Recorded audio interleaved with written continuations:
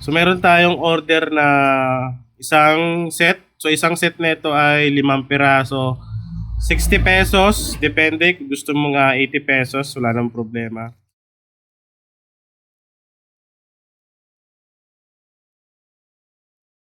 Okay guys, so unang gagawin natin, syempre, i-edit natin tong baptismal envelope natin or yung pakimkim na envelope natin para sa mga binyagan. So personalized to dahil pwede mo siya lagyan ng pangalan. Okay, no, hindi mo na kailangang isulat pa. Yan. So request ng aking customer, so kailangan daw ay ganito kalaki. Ayan. So ang size nito guys ay 9.5 by 8. So inches yan. So buong A4 na din naman ito. Ayan. Okay. So yun ang gagawin natin. So ganitong design daw yung gusto niya. So magpiprint ako ng 5 piraso na ganito. So yun yung request niya. So ang presyo ko doon guys ay 60 pesos. Kasi kakilala naman. Pero pwede mo dagdagan. Kung customer mo gawin mong 80 pesos. Personalized naman, 5 piraso na. So bundle na yung 5 pieces. So iba-ibang design. So papapiliin mo na lang. Na-post ko na to sa ating website. Kung nakasubscribe ka doon, pwede mo siyang ma-download. Okay? So libre lang yan kung subscriber ka sa website natin. Pero kung hindi naman, kung hindi ka naman nakasubscribe sa website natin, pwede mo nang bilhin to, message ka lang. So 99 pesos lang ito. So meron ka ng 10 design na pwede pagpilian na ipapakita mo sa customer mo. Okay, so gagawin mo dyan, mag-add text ka lang naman, add text, tapos edit mo na lang yung to saka yung from na gagawin mo. So ganun lang yung guys kadali. Okay, so Canva template lang din naman siya, kaya na-edit naman. So gagawa tayo ng 5 pirasong envelope na ganito yung design. Okay, so pagkatapos nyan, pag na-edit mo na, i-click mo lang yung share. Tapos, download. So, da-download mo lang yung design na na-edit mo. So, pag 1, yung 1 lang din naman para mas mabilis yung pag-download mo. Okay? Okay, so pag na-download mo na siya, ilalagay mo na siya dun sa printing software na ginagamit mo. Okay, so ang ginagamit ko ay Microsoft Word. So, naka-set up na sa. Yung size niya guys ay naka-inches to. 9.5 by 8 inches. So, buong A4 din naman to. Sa ganitong size. Yan. So iba-ibang sizes kasi yan. So bahala ka na mag-adjust kung ano yung size na pwede mo pang gawin. So ipapakita natin mamaya yung mga sample na sizes kung hindi mo pa napapanood yung ginawa natin na unang video. Okay, so pagkatapos nito, pag na-layout mo na sa inyong software na gagamitin, so gagawin mo dyan, ipiprint na natin yan. So dito, kailangan yung paper type niya ay glossy kasi nga photo paper yon. Tapos yung quality niya guys, pwede naman standard. Goods na yan para sa akin. Pero pwede mong gawing high. Yan. So optional yan. Pero sa akin goods na ako sa standard. Yan. So pag naset na natin yan, ipiprint na natin. Okay? So click lang natin. Print. Pag nagpiprint ako guys ng ating baptism envelope or yung binyag envelope, so ang gamit ko ay L3210, tapos yung ink niya ay pigment ink Kuyi. Ayan. So ang gamit kong papel na photo paper ay 115 GSM. Goods na to guys kaysa dun sa mga kapal. Kasi dito sa 115 GSM, katamtaman lang yung kapal niya pag ginawa mo. So ito na yung giging result nyo. So ganda, di ba? Ano lang to, glossy tapos standard print lang. Ayan. So pagka na-print na yan, gugupitin mo na din siya. Okay? So magiging itsura niyan, ganito ang magiging itsura niyan. Ayan, tutupin mo na lang at pag nagupit mo. Okay? So papailalim mo itong kulay white.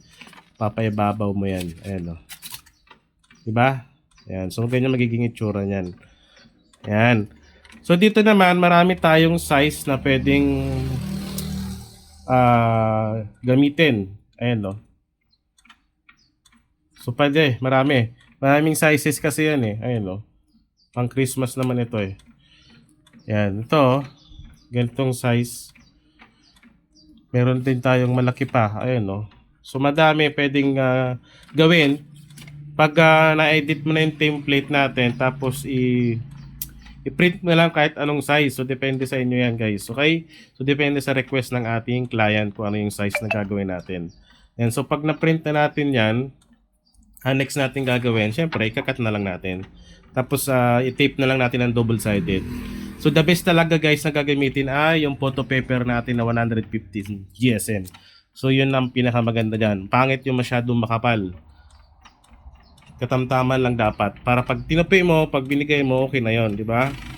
So, remembrance din naman na yan sa kanila. Ayun, no? Di ba? Ang ganda.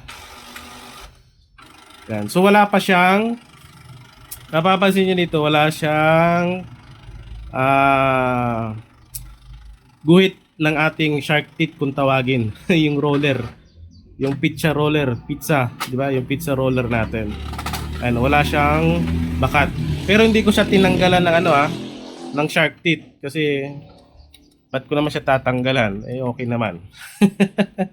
Kaya nga may purpose yun dahil merong ganun, di ba? So, gumuguhit lang naman yan pag masyadong makapal talaga yung papel, di ba? Yung photo paper natin.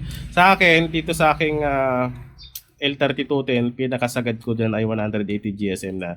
So, pag 200 GSM, di ko na sinasalang kasi mabilis makasira ng feeder natin. Okay? So, gagastusan lang yan.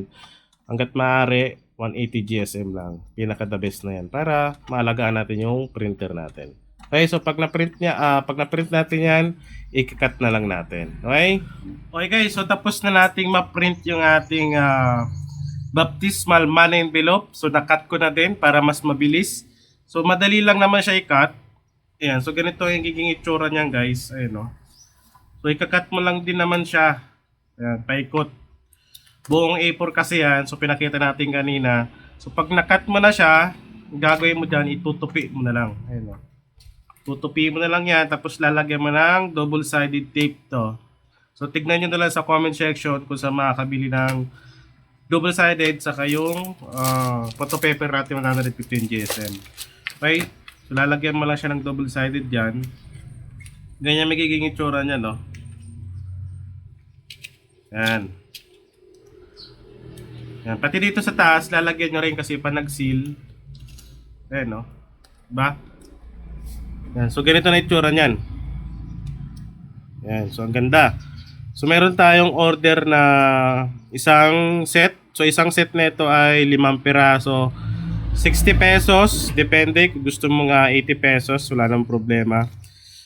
Ayan, no? Sa isang ganito, kalaki isang photo paper. Okay? Yan.